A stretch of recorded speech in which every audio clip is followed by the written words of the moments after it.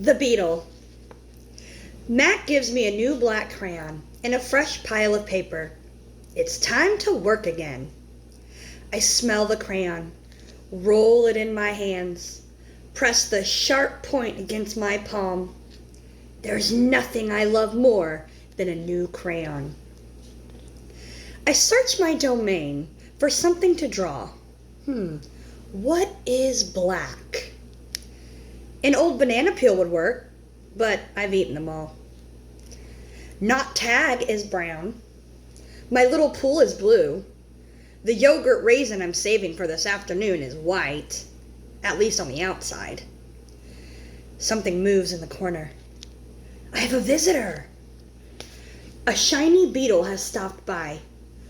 Bugs often wander through my domain on their way to somewhere else.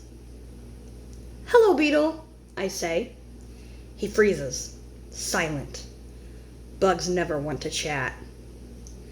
The beetle's an attractive bug with a body like a glossy nut. He's black as a starless night.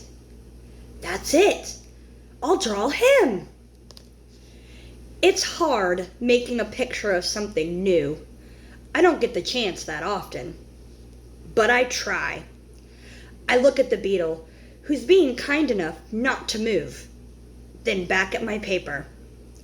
I draw his body, his legs, his little antenna, his sour expression. I'm lucky. The beetle stays all day. Usually bugs don't linger when they visit. I'm beginning to wonder if he's feeling all right. Bob, who's been known to munch on bugs from time to time, offers to eat him. I tell Bob that won't be necessary. I'm just finishing my last picture when Mac returns. George and Julia are with him. Mac enters my domain and picks up a drawing. What the heck is this? He asks. Beats me what Ivan thinks he's drawing. This is a picture of nothing. A big black nothing. Julia, standing just outside my domain. Can I see? She asks. Mac holds my picture up to the window. Julia tilts her head, squeezes one eye shut. Then she opens her eyes to scan my domain. I know, she exclaims. It's a beetle. See that beetle over there by Ivan's pool? Man, I just sprayed this place for bugs. Mac walks over to the beetle and lifts his foot. Before Mac can stomp, the beetle skitters away, disappearing through the crack in the wall. Mac turns back to my drawings. So you figure this is a beetle, huh? If you say so, kid. Oh, that's a beetle for sure, Julia says, smiling at me. I know a beetle when I see one. It's nice, I think, having a fellow artist around. Change. Stella is the first to notice the change, but soon we all feel it. A new animal is coming to the Big Top Mall. How do we know this? Because we listen, we watch, and most of all, we sniff the air. Humans always smell odd when change is in the air, like rotten meat with a hint of papaya. Guessing. Bob fears our new neighbor will be a giant cat with slitted eyes and a coiled tail. But Stella says a truck will arrive this afternoon carrying a baby elephant. How do you know? I ask. I sample the air, but all I smell is caramel corn. I love caramel corn. I can hear her, Stella says. She's crying for her mother. I listen. I hear the cars charging past. I hear the snore of the sun bears in the wire domain. But I don't hear any elephants. You're just hoping, I say. Stella closes her eyes. No, she says softly. Not hoping. Not at all. Jambo. My TV is off, so while we wait for our new neighbor, I ask Stella to tell us a story. Stella rubs her right front foot against the wall. Her foot is swollen again, an ugly deep red. If you're not feeling well, Stella, I say, you could take a nap and tell us a story later. I'm fine, she says, and she carefully shifts her weight. Tell us the Jambo story, I say. It's a favorite of mine, but I don't think Bob ever heard it. Because she remembers everything, Stella knows many stories. I like colorful tales with black beginnings and stormy middles and cloudless blue sky endings. But any story will do. I'm not in a position to be picky.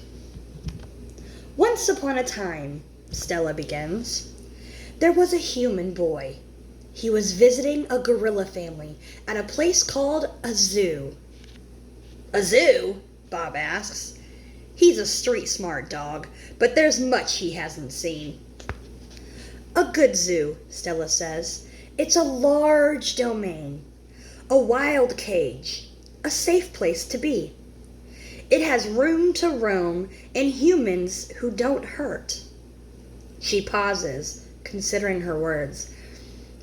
A good zoo is how humans make amends. Stella moves a bit, groaning softly. The boy stood on a wall, she continues, watching, pointing, but he lost his balance and fell into the cage. Humans are clumsy, I interrupt. If only they would knuckle walk, they wouldn't topple so often. Stella nods. Good point, Ivan. In any case, the boy lay in the motionless heap, while a human gasped and cried. The silverback, whose name was Jambo, examined the boy, as was his duty, while his troop watched from a safe distance. Jambo stroked the boy gently. He smelled the boy's pain, and then he stood watch. When the boy awoke, his humans cried out, "Stay still! Don't move!" Because they were certain, humans are always certain about things, that Jambo would crush the boy's life from him. The boy moaned. The crowd waited, hushed, expecting the worst. Jambo led his troop away. Men came down on ropes and whisked the child to waiting arms. Was the boy all right? Bob asks. He wasn't hurt, Stella says, although I wouldn't be surprised if his parents hugged him many times that night in between their scoldings. Bob, who has been chewing his tail, pauses, tilting his head. Is that a true story? I always tell the truth, Stella replies, although I sometimes confuse the facts.